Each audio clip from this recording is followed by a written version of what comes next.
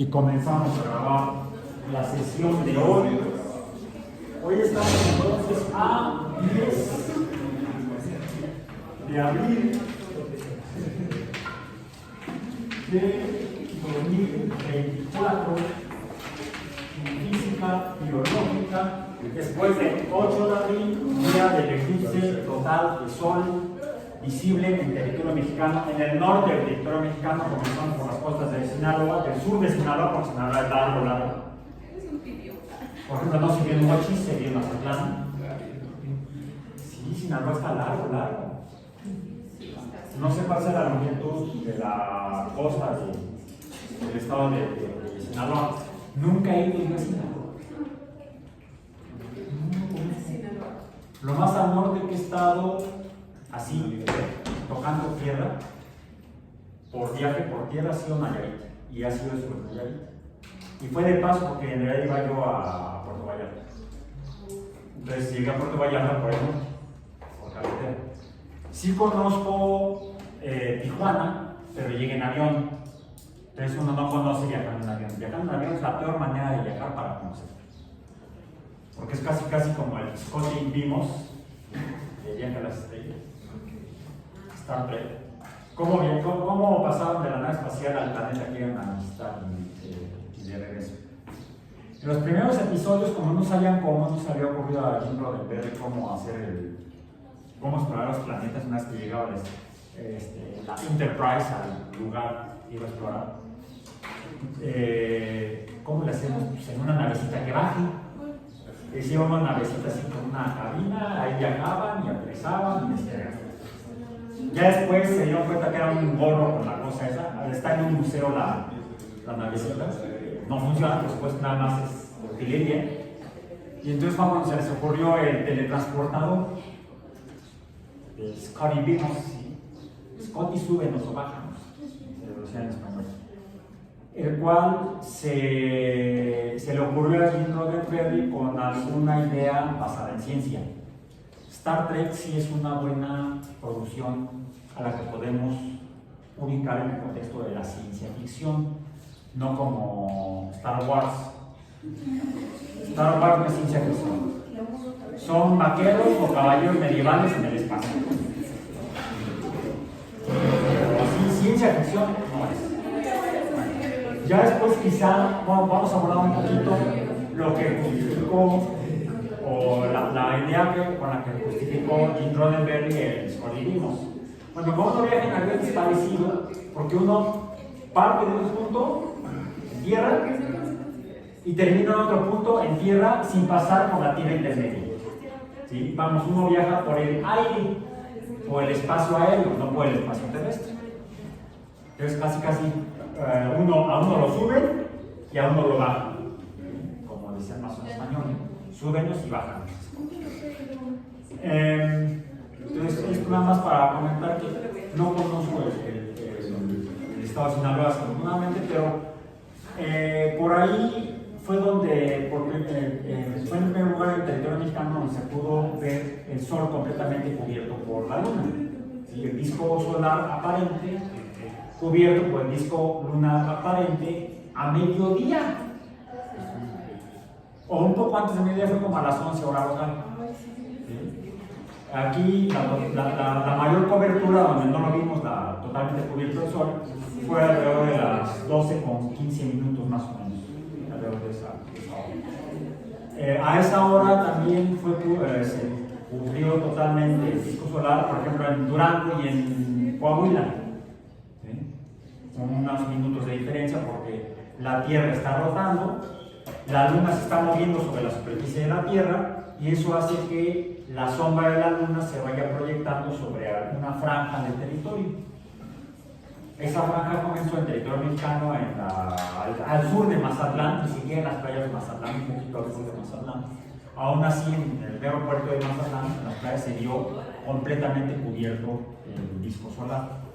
Y la sombra se fue corriendo hacia el noreste, Coahuila, Durango, de ahí luego hacia más en Durango, Coahuila, luego sería Texas, y de ahí la sombra corrió por territorio norteamericano hasta la costa del Atlántico, incluso cubriendo la zona del territorio canadiense de Terra Nova.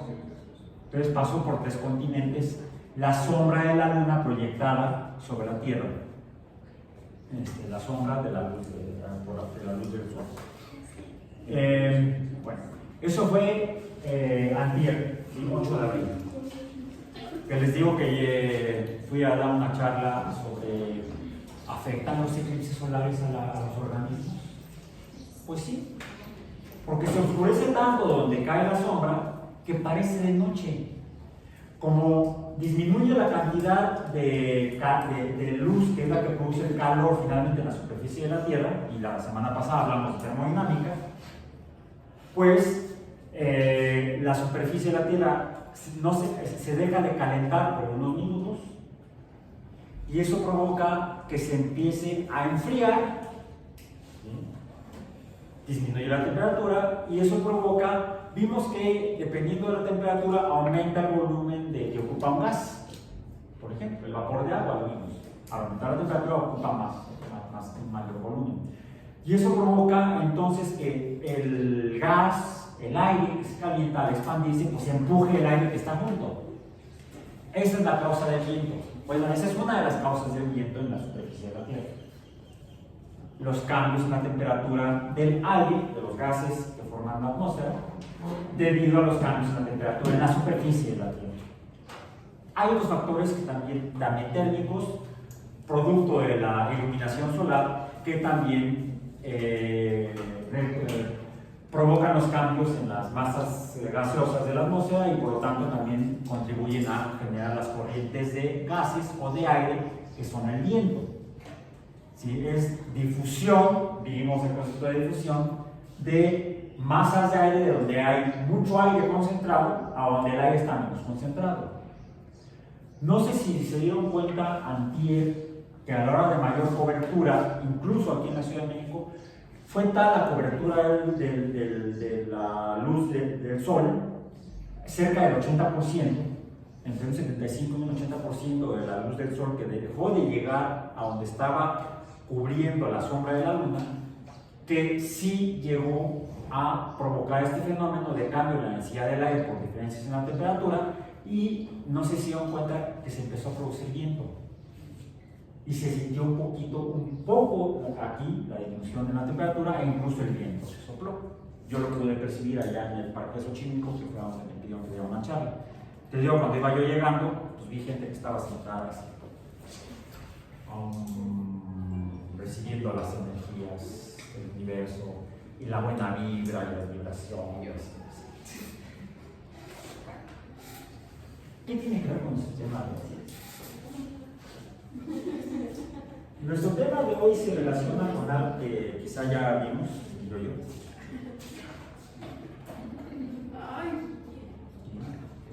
El yo-yo que pues ya dijimos que normalmente la gente lo usa, pues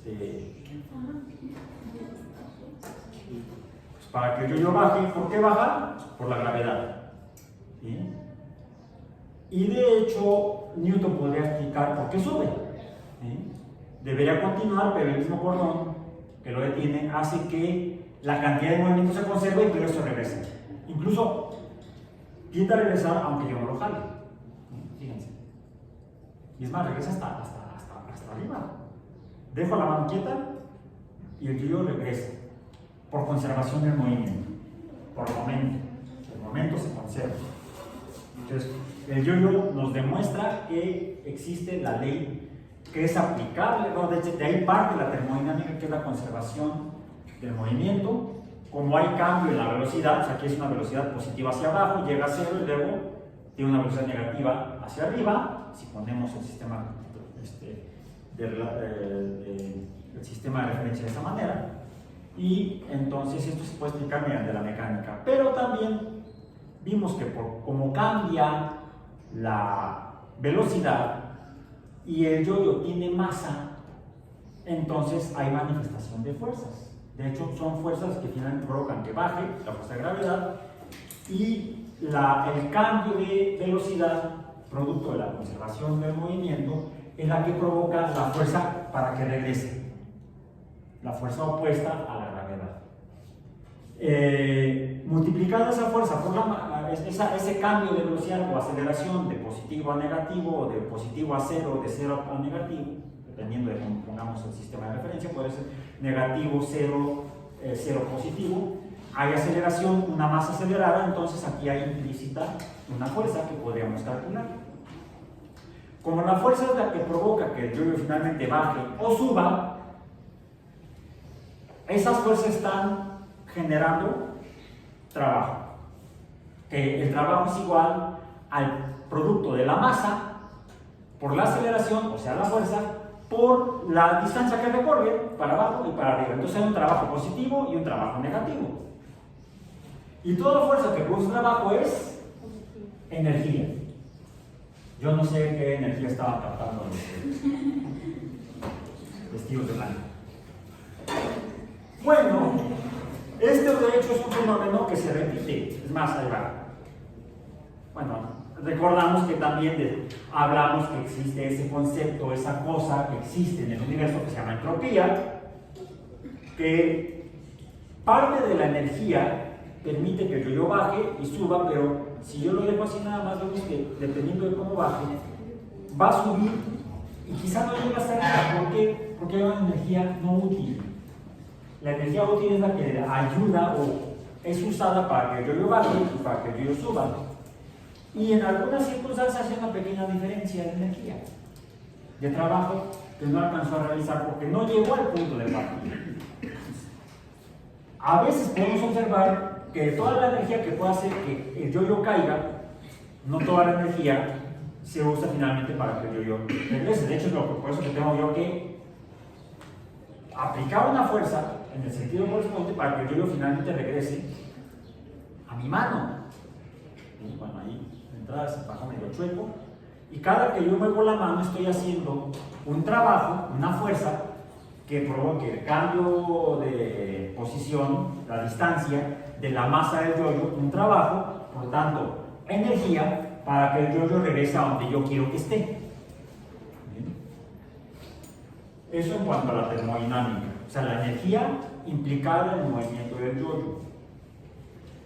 Hay una energía que ayuda a que el yo-yo se mueva, la energía útil para que el yo-yo se mueva, y una energía que, si no le meto yo más, no va a regresar.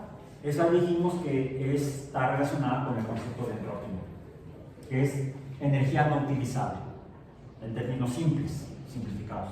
La entropía es energía no utilizable. Aún considerando esa energía no utilizable, puedo ver que este es un fenómeno que se repite. Baja, sube, baja, baja, sube, baja, sube, baja, sube. Es algo bastante aburrido, algo bastante repetitivo. Bueno, aburrido si no lo ve uno con ojos de la física, porque viendo con ojos desde la física es algo interesantísimo. Todo fenómeno que se repite, es más, podemos aplicar un concepto que parte de las cantidades derivadas. La vimos inicialmente cuando presentamos la cantidad derivada de dos unidades básicas, la longitud y el tiempo, el cociente de ellas, L entre T. ¿Esta cómo se llama? ¿Recuerden? Y si no, pues se apunte. Rapidez. Rapidez, tienes que pasar tu apunte. Te acabas de echar de cabeza que no has estudiado. No has repasado. La rapidez, ¿qué es? Longitud entre tiempo. Aquí lo podríamos aplicarlo al yo-yo, la longitud de la cuerda y el tiempo en extenderse, o en contraerse. Finalmente la longitud no cambia, es tanta como la longitud de la cuerda del yo-yo. Podríamos entonces calcular la rapidez del yo-yo. Dependiendo del tiempo que le tome extenderse completamente o contraerse completamente, podremos calcular la rapidez. Será velocidad si yo le pongo dirección a esa longitud, o delta y, digamos, porque es vertical. Delta y entre delta t será entonces, las flechitas para decir si es para arriba o para abajo, velocidad. Ambas cantidades, rapidez y velocidad, es el cociente de una magnitud, longitud en un caso, distancia en el otro, distancia vertical, entre tiempo en unidades de segundos. Es algo en función del tiempo. Podríamos quizá no estar interesados en la longitud de la cuerda del yoyo, sino el número de veces que sube y que baja. Número de veces, vamos a decir número, pongámoslo así, no es hashtag, entre tiempo. Número. Esto es la cantidad que representamos con la letra griega equivalente a la N española. Sí, suena como N, pero la letra no se llama N en griego, se llama Ni. Ni. No es Nu ni Ni. Es la boca en forma de U, pero con el sonido de la I. Ni. Y entonces no suena ni como U ni como I. Suena como algo intermedio. La letra Ni representa el cociente de esta cantidad, la magnitud del cociente de estas dos cantidades, que se llama frecuencia. Así la frecuencia es una cantidad derivada del tiempo y de una cosa rara que es un número, que puede ser el número de veces que el yoyo sube y baja. La frecuencia del yoyo en el juego clásico del yoyo, que baja y que sube. Tenemos que hablar del fenómeno de que baja y que sube, así sea en la misma dirección. Inicia aquí, vamos a poner una Y inicial y acá una Y final. El punto de partida y el punto de arribo es el mismo. Y entonces a esto le llamamos algo que se repite. Regresó a la posición inicial, vuelve a bajar y regresa a la posición inicial, vuelve a bajar y regresa a la posición inicial. Y a eso le llamamos, a esta bajada de aquí que termina acá, le llamamos periodo. El periodo se mide mediante la frecuencia. El número de veces que baja y sube. No que solamente baja, sino que también sube. Pero puede suceder que este mismo yoyo, y incluso jugándolo también como yoyo, ¿sí?, se mueva espacialmente diferente. El movimiento clásico del yoyo será un movimiento de una dimensión, un movimiento unidimensional. Que por cierto tendremos que hacer las mediciones, hagan el experimento en casa, consíganse un yoyito. Bueno, de este tipo no es porque este fue regalo de una hamburguesería. No hago la publicidad, nada más les enseño a ustedes. Tiene ya no sé cuántos años que salió esta promoción de estos yoyos en esa hamburguesería. Pero consíganse un yoyo y hagan el experimento para calcular la frecuencia con diferentes movimientos de brazo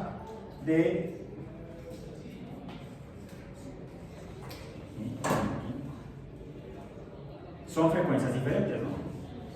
Misma longitud, la extensión total del yoyo, tiempos distintos de descenso-ascenso.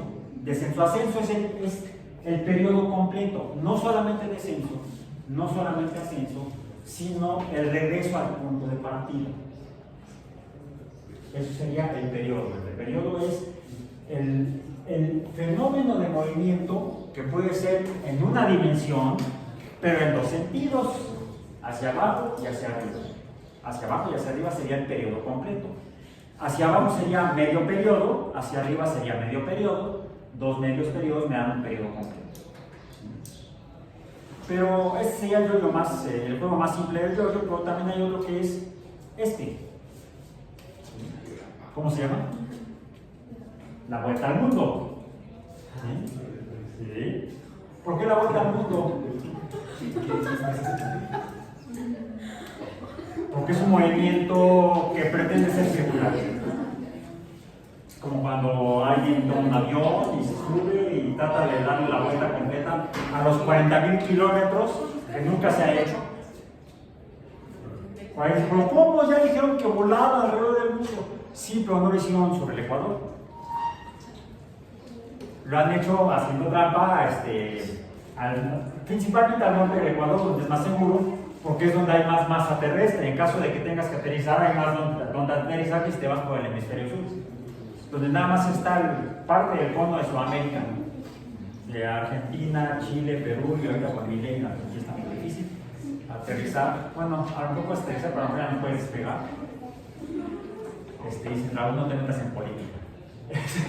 Tampoco en política internacional se pueden generar conflictos internacionales diplomáticos. Está el sur de África, Australia, la islita de Tasmania y Nueva Zelanda. Y más no hay. Está el Pacífico Sur, que es idiotamente grande, el Atlántico Sur, que no es tan grande, y el Océano Índico. Hay más masa acuática en el hemisferio sur que en el hemisferio norte, o hay más masa continental en el hemisferio norte que en el hemisferio sur de la Tierra. O sea, no está homogéneamente distribuida la masa continental en la Tierra. ¿Por qué? Nadie sabe. Hay varias hipótesis. Bueno, entonces, este movimiento que se llama en el juego del yoyo la vuelta al mundo, pretende ser un movimiento de qué tipo. Bueno, finalmente regresa a mi mano. Parte de mi mano, si aquí hay otro detalle también importante que nos regresa a la importancia del sistema de referencia. Mi mano se está moviendo, estoy haciendo el movimiento que hago cuando juego la vuelta al mundo. Mi mano misma está haciendo un movimiento de qué tipo, cuasi circular, ¿sí? Circuloide, digamos. O sea, parece ser circular, habrá que verificarlo, ¿sí? Lo voy a hacer así, para que en el video puedan ver si efectivamente es circular o no. Déjenme ver si me sale. No, ahora no salió. No, siempre pasa, ¿no? Cuando lo vas a hacer ya bien, no sale. No, probemos a ver. La vuelta al mundo en 80 días. En 80 segundos, no sé. A ver. Ok, me dio choco, pero regresó a la mano. Si pongo el punto de referencia, como lo he hecho en experiencias anteriores con las pelotas, las que hayan sido, no recuerdo si fue la de tenis o la de ping pong o alguna otra, vimos que hice un ejercicio en el que tenía yo la pelota y me moví la pelota, pero sin despegarla de mi cuerpo. Ahí habría dos sistemas de referencia posibles. Uno centrado en mi cuerpo, y ahí respecto a ese sistema de referencia, la pelota, en este caso el yo-yo, no se está moviendo. Pero respecto a un sistema de referencia externo, sí está cambiando su posición en el espacio, por lo tanto se está moviendo. Lo mismo podemos hacer en cuanto al juego del yo-yo de la vuelta al mundo. Incluso del juego vertical, porque sí se alcanza a desplazar un poco mi mano en un sistema de referencia exterior, pero no en un sistema de referencia centrado en mi mano.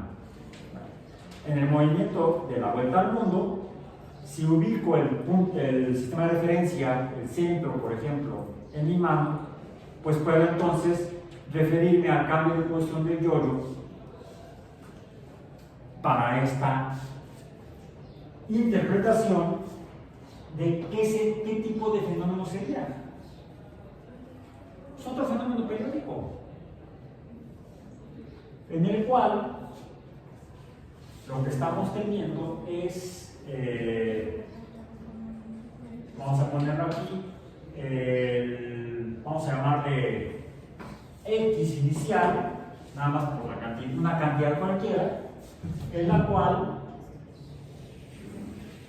bueno, eso parece un globo desinflado.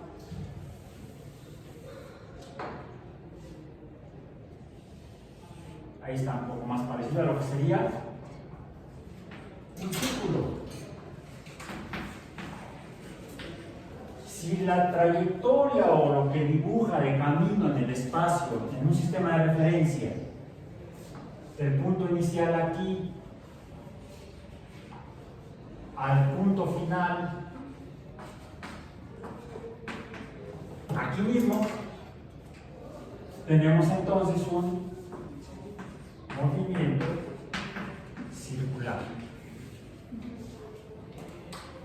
en el cual este movimiento circular, pues resulta que como tiene un punto de partida inicial, un punto de inicio, el cual a su vez es en este mismo sistema de referencia que quisiéramos para el círculo fuera el mismo el punto final del movimiento, tendríamos entonces ¿qué tipo de fenómeno? Resulta que el movimiento vertical del yo-yo en una dimensión, o el movimiento del yo-yo en dos dimensiones, podríamos poner aquí dos dimensiones, X, y llamemos, ya no podemos llamar este X, y tendría que ser el punto PI y PF, este estaría en Y, sería un movimiento en dos dimensiones, en dimensión X y dimensión Y. El movimiento circular es un movimiento que se describe en dos dimensiones, en el cual si definimos un punto de referencia para indicar el punto de inicio y luego el punto final es igual al punto de inicio en este sistema de referencia, es un fenómeno en el cual empieza aquí, regresa, podríamos medir la longitud del círculo, por ejemplo, no una longitud lineal, sino una longitud no lineal, curva o circular. Y podríamos tener entonces una L entre T o una rapidez circular. O podríamos decir el número de veces, y aquí no lo voy a mover como si estuviera jugando al yo-yo, una vuelta al mundo, sino podría hacerlo así. Es más, déjenme hacerlo así. Ya se extendió, está así. Aquí está el yo-yo y se va a mover de esta manera. Empezó aquí y regresa aquí. Inicio, final, inicio, final, inicio, final. Es un movimiento circular. Pero además se está repitiendo. Inicio, final. Cada inicio y final sería entonces un periodo. Cada vuelta o círculo en el movimiento circular será un periodo. A ese movimiento circular, donde está dando vueltas en un círculo, le podemos llamar también revolución. Entonces me va a decir, profesor, entonces ¿es usted un revolucionario? Pues sí, aunque no tenga yo aquí mis carrilleras ni mi sombrero de Pancho Villa. El bigote menos. Ese es mi chiste. Pues le podemos llamar movimiento circular y lo podemos cuantificar en revoluciones. Esta R no es rapidez, aunque se va a parecer a la rapidez, pero es R de revoluciones, revolución R, entre tiempo. Finalmente, el número de revoluciones viene siendo un número. ¿Esto qué es? Frecuencia. Frecuencia en un movimiento circular. Número de veces será entonces frecuencia. No importa si el movimiento es en una dimensión o en dos dimensiones en forma circular. Estamos entonces ante dos fenómenos que se definen con base en su periodo o frecuencia. A estos fenómenos que se miden mediante su frecuencia de las veces que algo se repite o periodo, se conocen como fenómenos periódicos. En este caso estaríamos hablando en particular de movimientos periódicos. Movimientos periódicos.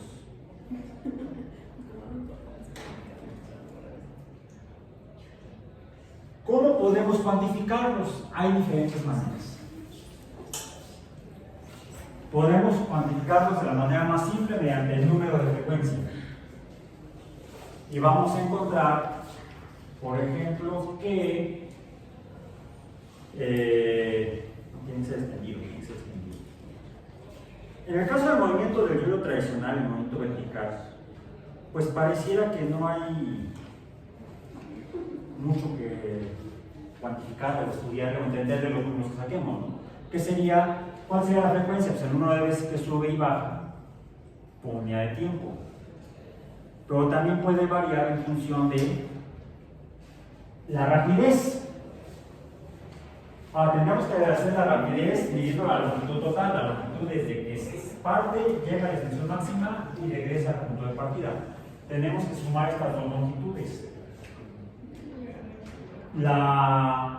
Porque el camino que recorre la masa del yo-yo es la L en un sentido y la L en el sentido opuesto.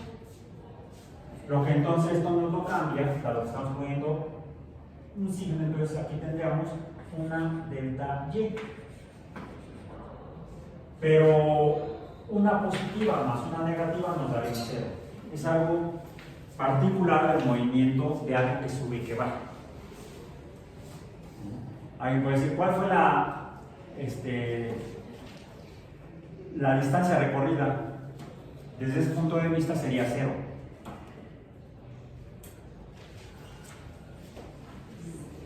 Está medio loco, ¿verdad? Entonces debemos tener mucho cuidado cómo lo cuantificamos. O sumamos las magnitudes de estos dos números, aunque no serían las magnitudes absolutas. ¿Siempre el que va hacia abajo es positivo o es indistinto? Tú defines el sistema de referencia. Para indicar la dirección nada más. Nada más para indicar. Pero vas a tener uno positivo y otro negativo de la magnitud, por lo tanto, la suma sería cero. Entonces, ¿cuánto se movió el yo-yo? Cero. Sí, como fenómeno de movimiento espacial, no como fenómeno de movimiento periódico. Como fenómeno de movimiento periódico, debo sumar las cantidades absolutas, o sea, los números positivos.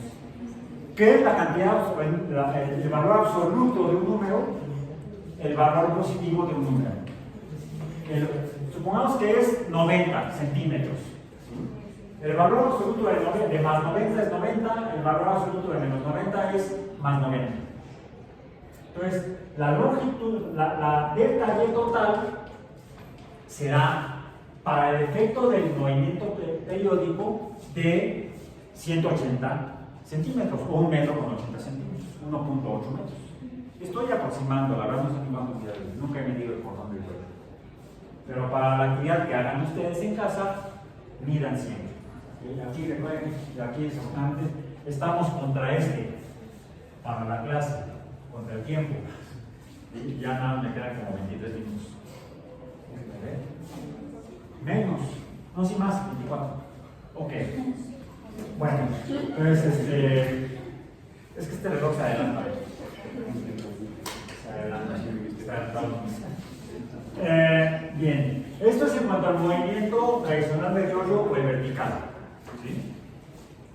Desplazamiento total cero, porque el punto de partida es igual al punto. En el sistema de referencia externo, el punto de partida es igual al punto de llegada. ¿Sí? El punto inicial es igual al punto final. Por lo tanto, el desplazamiento total fue cero. En términos de fenómeno periódico, pues es las dos longitudes sumadas como valores absolutos. En el movimiento circular, que es en dos dimensiones, lo podemos definir igual que en función de la frecuencia. Aquí sería cuántos periodos, o también le llamamos un tanto tomado del movimiento circular. Tendríamos a un círculo, le llamamos también un ciclo, ¿no? A esto le llamamos también un ciclo. Bueno, al periodo le llamamos ciclo. Un ciclo de yo-yo tradicional o vertical será bajada, subida. Un ciclo en el movimiento circular, ¿cuál será? Lo que parte, aquí en sentido estricto tenemos que partir de, tendría que ser el verdadero punto inicial. Vamos a ponerlo así. Incluso con nuestro con el verde. Este sería el punto inicial. El punto inicial es entonces X, vamos a llamarle A, coma, YA. Es este punto. XA, YA. XA, ¿cuánto vale? Pues no sé. N y X y YA, ¿cuánto vale? 0. Es el punto X, vamos a decir, XN, 0. Necesitamos el valor de X aquí. Necesitamos conocer la escala. La mejor manera de determinar eso es si ponemos este círculo en un sistema de coordenadas perpendiculares, el círculo centrado en el origen del sistema de coordenadas perpendiculares. Y si en lugar de medirlo en coordenadas cartesianas, el objeto que se está moviendo parte de aquí y se empieza a mover hacia allá, que fue lo que hice finalmente, cuando lo extendí, empecé aquí y empecé a girarlo para ustedes en el sentido opuesto de las manecillas del reloj. ¿Sí? Las manecillas del reloj se mueven en el sentido opuesto. Y lo que cambia, por ejemplo, cuando está aquí, ¿qué fue? No, la dirección es la misma, se está moviendo en el sentido de las manecillas del reloj. Cierto que podría ser en el sentido opuesto del movimiento circular, pero como lo hice en un principio, partió de aquí y cuando está acá, ¿qué cambió? La posición. Bueno, sería la posición si lo pongo en puntos X o Y. Pero lo que me interesa es la distancia recorrida en el círculo. ¿Y eso cómo lo mido? ¿O con qué lo mido? ¿Eh? No. Con ángulos. ¿Qué hay aquí? Un ángulo. ¿Qué es un ángulo? Es la distancia que separa a dos líneas que se juntan en un punto. Entonces, el movimiento circular lo puedo medir por cambios en el ángulo. Si yo lo relaciono con el tiempo, a ver, veamos. Saquen sus relojes y empiecen a contar. Este es el punto de partida. Y ya tienen listo su reloj. Acuérdense porque mi reloj está marcando y nos quedan menos minutos. ¿Ya lo tienen? Puede ser de reloj de aquí, reloj circular, reloj. ¿Ya lo tienen? Comiencen a contar cuántas vueltas o círculos o revoluciones da en 10 segundos. Vamos a ver. Yo les digo en qué momento para empezar a contar. 3, 2, 1, 0. 1, 2, 3, 4, 5, 6, 7, 8, 9, 10, 11. ¿Ya pasaron 10 segundos? ¿Cuánto? Aproximadamente 10 vueltas en 10 segundos. Veamos. Si R entre T, revoluciones, vueltas, es de 10 vueltas, digamos, en 10 segundos, ¿cuál es la frecuencia? Es más, vamos a poner al revés. El símbolo de la frecuencia lo voy a poner a la izquierda. La frecuencia es 10 entre 10. 1. Una vuelta entre segundo. O una revolución entre segundo, una R entre T. Y esto, R entre T, es otra cantidad. Bueno, no, es otra cantidad, no. Se llama frecuencia. La frecuencia. La cantidad es frecuencia, es la cantidad. La cantidad se llama frecuencia. Aquí está. Frecuencia. ¿Ok? La cantidad se llama frecuencia. Número de veces que se repite el fenómeno. Sube, baja o vueltas. Movimiento circular. ¿Cuáles son las unidades? vueltas, revoluciones, números. Formalmente, número n de tiempo o frecuencia, de aquí se deriva el nombre de la unidad de la frecuencia.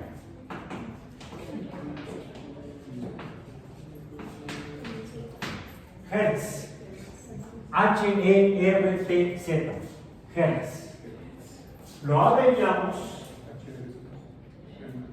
HZ. O H mayúscula Z. Esa es la unidad de frecuencia. Y es igual al número de veces que la cosa se repite entre segundos. Si es entre segundos, sería Hertz. Repitamos el experimento. Extensión. Parte de aquí. Y yo les saco los relojes y les digo que vamos a empezar a contar. ¿Listos? 3, 2, a ver, ¿ya? Ahora sí. 3, 2, 1, 1, 2, 3, 4, 5, 6, 7, 8, 9, 10, 11, 12, 13, 14, 15, 16, 17, 18, 19, 20, 21. Casi al doble. No fueron 20 exactos, pero supongamos que han sido 20. Bueno, la frecuencia en este sentido vamos a ver. Frecuencia 1. Frecuencia 2 fue igual a 21 entre 10 segundos. 21 veces entre segundo. Podemos dejarlo así. 21 entre segundo. Esto es igual a 2.1 Hz. Fue un movimiento circular a 2.1 Hz. ¿Podemos hacerlo en cuanto al movimiento tradicional del yo-yo? Sí, también.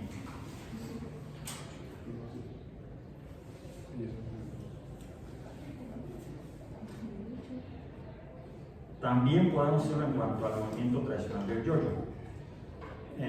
Veamos.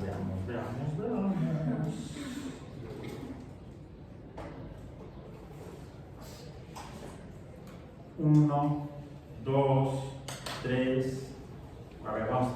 3, 2, 1. Comienzan. 1, 2, 3, 4, 5, 6, 7, 8, 9, 10, 11, 12, ¿ya? 13, ¿ya? ¿Ya fueron 10 segundos? Bueno, pongamos un otro color, porque fue un movimiento de yo-yo vertical.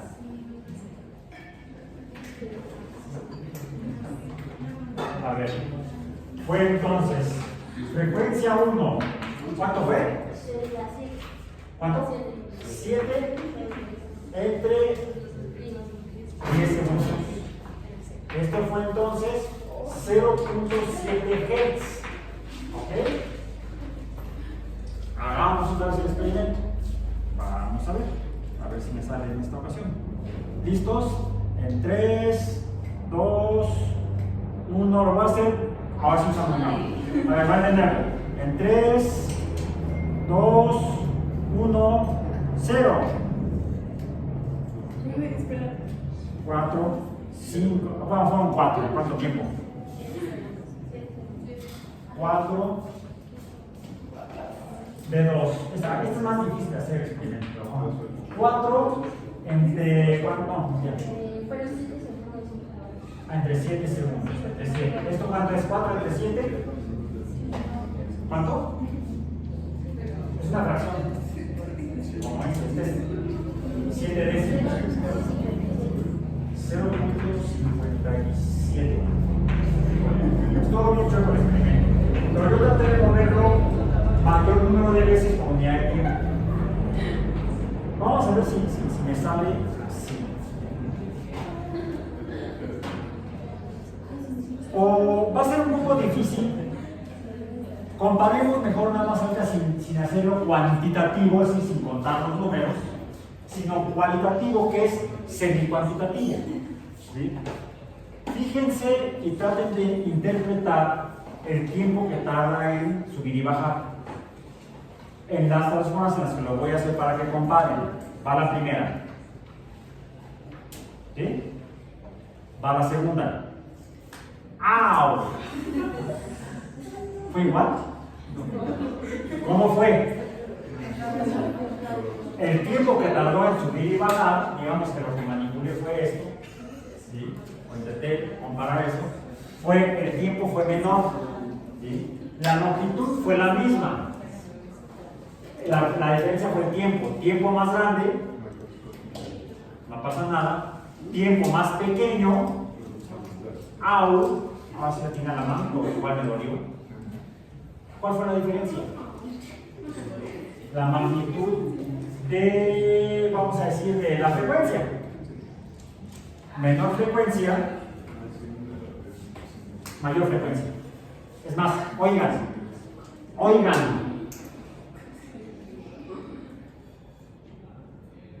Menor frecuencia. ¿Oyeron? Mayor frecuencia. ¿Hubo diferencia? Sí. Y mi dedo lo sintió.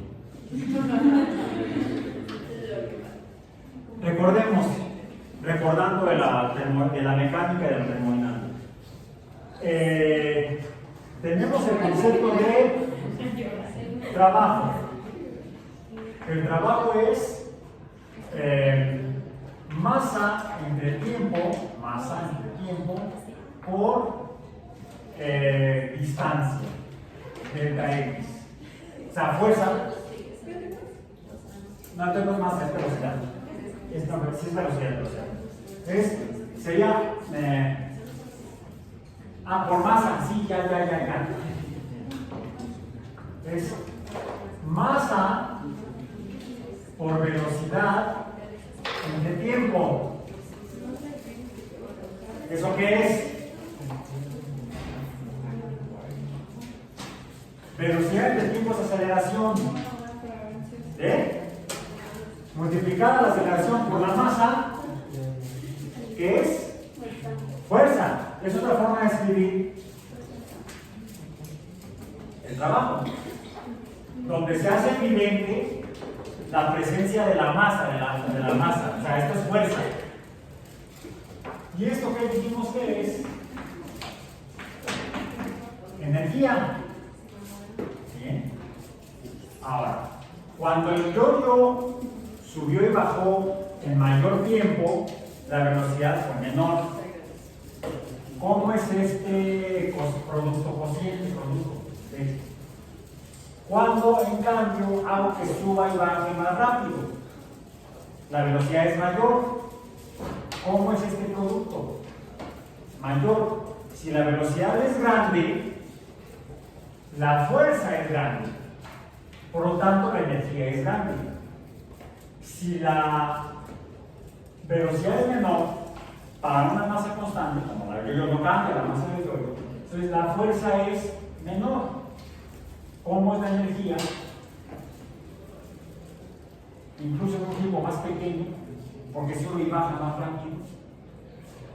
¿Bien? La energía es mayor. Hay mayor energía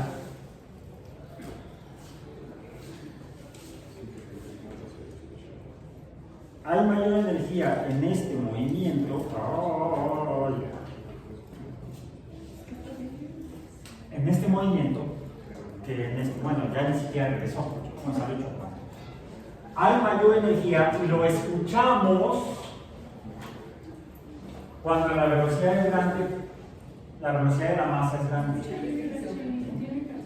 La diferencia es, nosotros tenemos velocidad desde el tiempo, y una vez que sube y baja, cuando la frecuencia que depende del tiempo, cuando el tiempo es pequeño, la frecuencia es grande.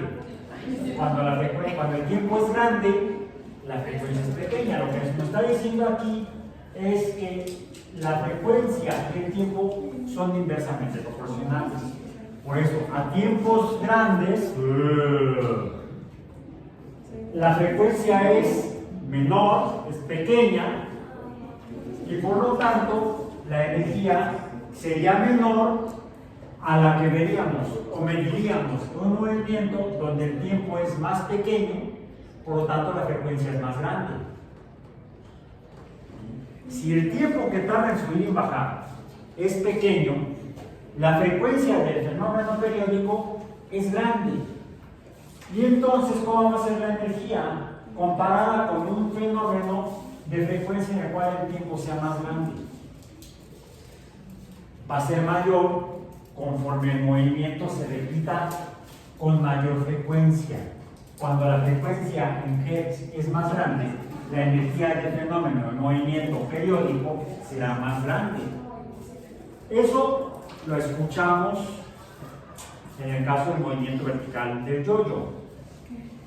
Y en el caso del movimiento circular, medimos estos dos. La frecuencia es diferente, uno en un caso, dos en otro. ¿Cuál es la conclusión con base en esto? Que en estos dos fenómenos circulares, de movimiento circular, hay, como son frecuencias diferentes, hay diferente valor de energía. Energía 1, energía 2, energía 1 de la frecuencia 1, energía 2 de la frecuencia 2. ¿Cuál es mayor y cuál es menor? Es mayor la energía en el movimiento circular de frecuencia más grande. Entonces, en el caso de los fenómenos periódicos, existe también energía. La forma de cuantificarla es mediante la frecuencia. Podemos hacerlo, ya sea por el número de veces que se repite, el número de veces que da vueltas completas, o la distancia que recorre en ángulo entre unidad de tiempo. Aquí lo que tenemos es un ángulo. Me equivoqué de letra griega. ¿Okay? El ángulo cambia. ¿Sí? Podemos decir aquí, este sería el ángulo inicial. Vamos a llamar aquí θ 0. ¿Cuál es el valor del ángulo inicial? 0 grados. 0 grados. Y el de aquí, bueno, es aproximadamente, lo puse a la mitad, ¿cuánto sería? 45 grados, que sería igual a 45 grados. Y si el movimiento del círculo es constante, como lo hicimos, era una vuelta entre segundo o 2.1 vueltas entre segundo y no cambia, no lo cambié. Entonces, si al llegar acá, donde tenemos ya 90 grados, este ángulo valdrá ahora 90 grados. Lo que estamos teniendo es aquí son cambios en la magnitud del ángulo entre unidad de tiempo, delta t. A ver, delta y o delta x entre delta t, ¿qué es? Velocidad, en este caso velocidad en tiempo. Delta y o delta x entre t es v, velocidad. ¿Esto qué es? Velocidad del cambio del ángulo. Se conoce, como dijiste, como velocidad angular, y el símbolo es la letra omega minúscula. Sí, la omega minúscula. Bien. Esta es la velocidad angular, que es la forma en la que medimos el movimiento circular, el movimiento periódico circular. Ok. Ahora, está cambiando el ángulo. ¿Habrá alguna otra manera en la que pudiéramos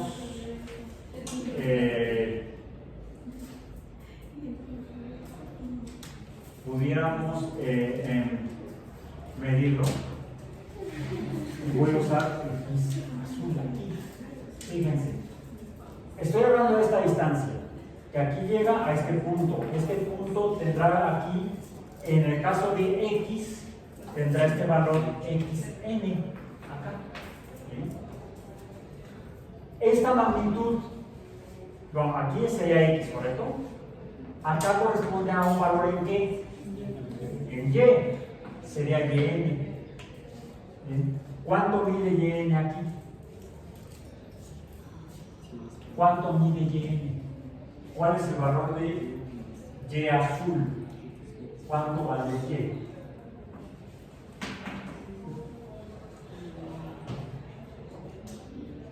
¿Cómo lo puedo calcular?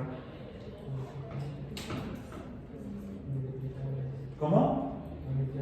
Con el teorema de Pitágoras. Con el teorema de Pitágoras. Es que se pone aquí un triángulo rectángulo. ¿Sí? Aquí está el ángulo recto. Y entonces tengo el ángulo θ es proporcional a la magnitud en Y. Pero no es directamente el triángulo rectángulo, aunque sí me sirve la definición de los términos del triángulo rectángulo. El radio del movimiento circular correspondería a ¿qué? A la hipotenusa. En este caso, usted sí la usa. El valor de Y, ¿qué sería? El cateto opuesto, y este sería el cateto adyacente. Entonces, la magnitud de Y, ¿cómo la puedo obtener?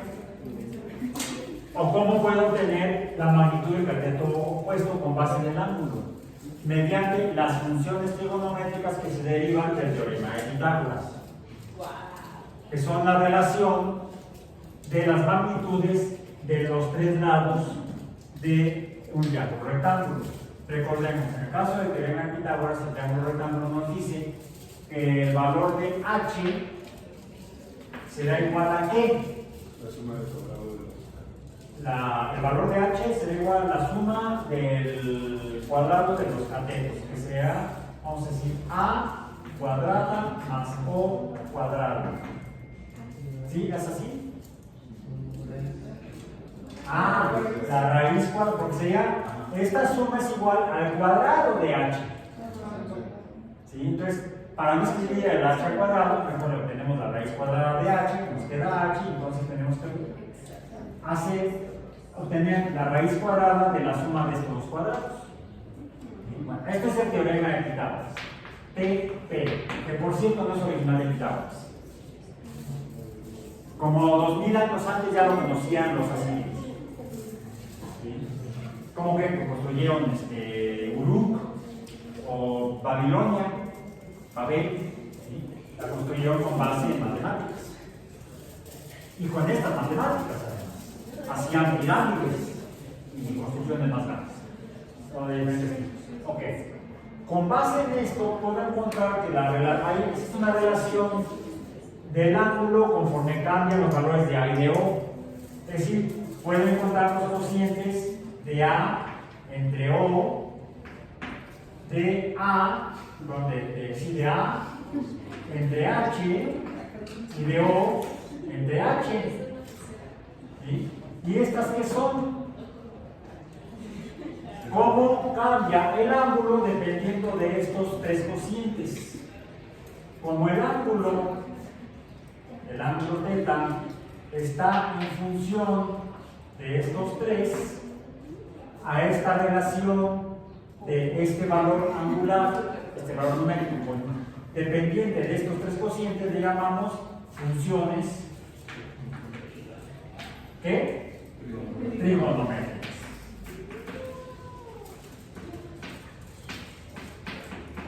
Me voy a quedar aquí para ver qué está pasando. En particular, el ángulo respecto a O, ¿cuál función lo define? Pues alguien diría esta de acá. El cociente de O, o del cateto opuesto entre la hipotenusa y esta relación, ¿cuál es? la relación coseno. El coseno del ángulo es igual a este valor y, que es el coseno, que se relaciona con este coseno. Ahora, podría ser en función no del cateto opuesto, el valor de y, sino el valor de x, que también cambia. Si el círculo sube, aumenta el valor de y y disminuye el valor de o, de x, perdón. Aumenta el valor de o y disminuye el valor de a. Y es entonces otra de las tres funciones trigonométricas fundamentales, que sería el seno del ángulo. Entonces, este movimiento, cuando el ángulo cambia,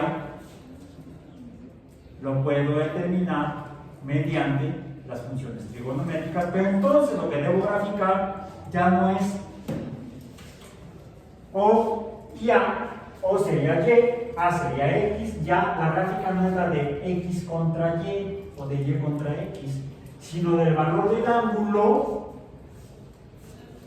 contra el ángulo va cambiando, el ángulo lo grafico yo aquí, en el eje de X, pero ya no es X, es el ángulo, no es X. Este es un sistema cartesiano.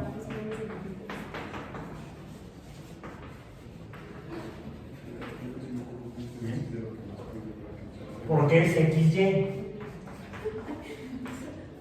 Cuando lo refiero al ángulo, entonces se transforma en un sistema no cartesiano, sino polar. Y cuando grafico los valores del sistema polar, Y, esta misma Y, pero dependiente del ángulo, me va a dar un dibujo diferente. ¿Por qué? Finalmente esta Y puede ser cualquiera de estas dos. Yo defino cuál. ¿Cuánto mide el ángulo cuando X está aquí? 0. ¿Cuánto mide el ángulo cuando está acá? 90 grados. ¿Cuál es el seno de 90 grados? Vamos a calcular rápidamente, ya nos pasamos. Vamos a tomar unos 3 minutos. Bueno, 4. 5 minutos. Vamos a tomar. De 90.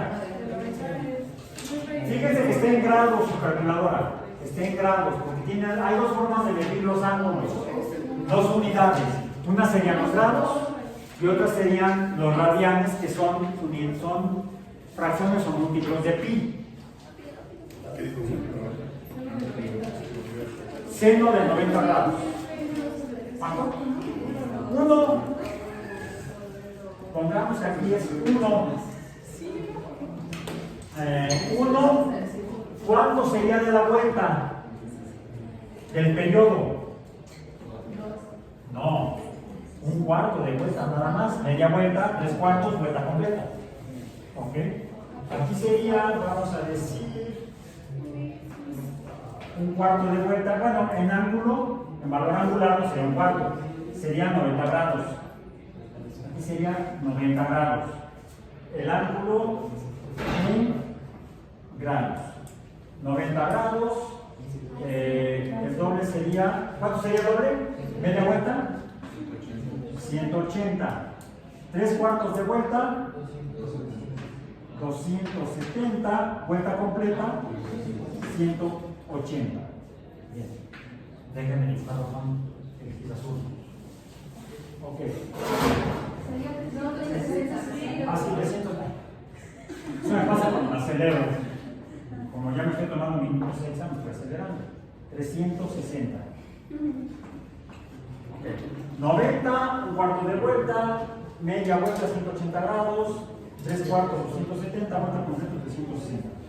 ¿Cuánto vale 90 grados, el seno de 90 grados? 1. ¿Cuánto vale el seno de 180? 0. ¿Cuánto vale el seno de 270? Menos 1. 360, 0. Diga 45 grados. Seno de 45, punto 7. Punto 7. Ya me la sé. Punto 7, más o menos. Más abajo sea punto 6. De 90 más 45 serían 125. 135. 135, ¿cuánto es? Punto 7.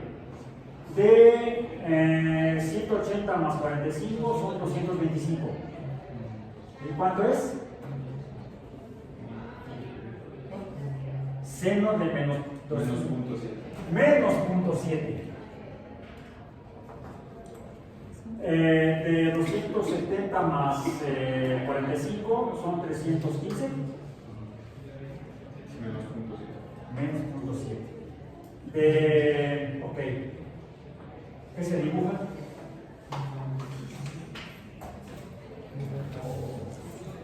Lo que podemos ver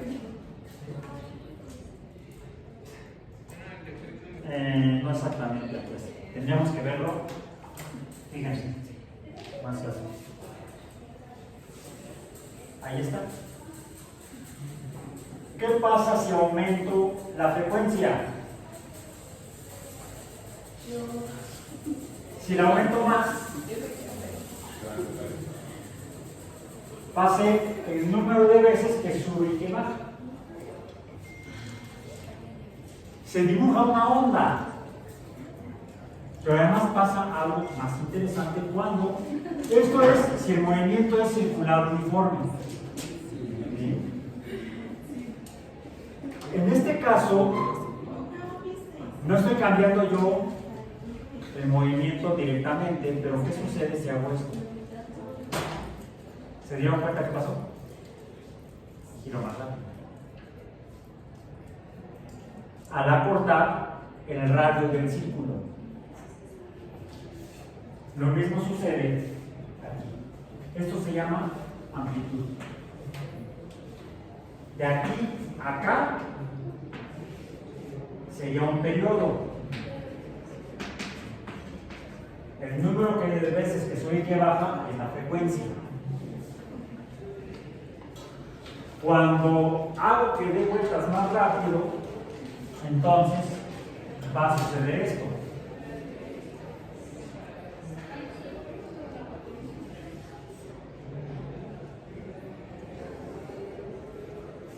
En este caso, estas tienen la misma amplitud, pero la amarilla tiene mayor frecuencia, está girando más rápido. Es lo que sucedió cuando hice esto. Simplemente aumenté el número de vueltas. Pero también puede suceder que se reduzca el radio o que aumente el radio. Y entonces podría pasar esto. Misma frecuencia, diferente amplitud. ¿Sí? Tenemos aquí tres ondas distintas con parámetros similares entre pares. La azul y la amarilla tienen la misma amplitud pero diferente frecuencia. La anaranjada y la azul tienen la misma amplitud pero diferente la misma frecuencia pero diferente amplitud. Si se mueve más, dice que se aleja y se baja más, habrá entonces una delta Y más grande. En los movimientos periódicos hay dos fuentes de energía. Una es la frecuencia y otra es la amplitud. Habrá mayor energía conforme mayor sea la frecuencia, más rápido sube y baja, más rápido da las vueltas. Y hay otra energía dependiente de la amplitud. Habrá más energía mientras más suba y baje, o mientras mayor sea. Anoten yo solo. 1, 2, 3, 4, 5, 6, 7, 8, para aproximadamente una vuelta por en el segundo. ¿Sí? Pero la longitud del hilo es muy corta. Con la misma frecuencia hay más energía en este porque la amplitud es más grande. Tienen la misma energía por frecuencia, pero diferente energía por amplitud. Esto es lo que hace más interesante a los fenómenos periódicos que los fenómenos no periódicos. Con esto terminamos formalmente el tema de fenómenos periódicos dentro de nuestro programa de física biológica. Necesito